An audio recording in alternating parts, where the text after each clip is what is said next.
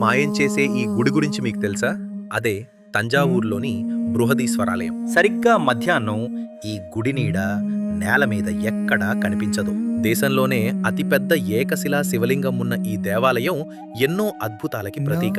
సుమారు 1000 సంవత్సరాల క్రితం రాజరాజ చోళుడు శివభక్తితో ఈ ఆలయాన్ని నిర్మించారు. 216 అడుగుల ఎత్తున్న ఈ గోపురం పైన 80 టన్నుల భారీ రాయిని అమర్చారు.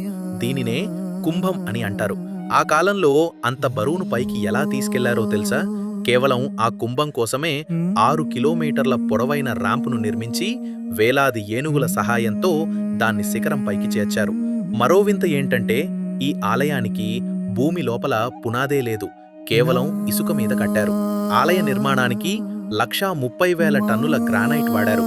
కానీ 60 కిలోమీటర్ల దూరం వరకు ఎక్కడా క్వారీలే లేవు. కొన్ని వేల ఏనుగులు ఆ గ్రానైట్ను ఆలయం కోసం మోసుకువచ్చాయి.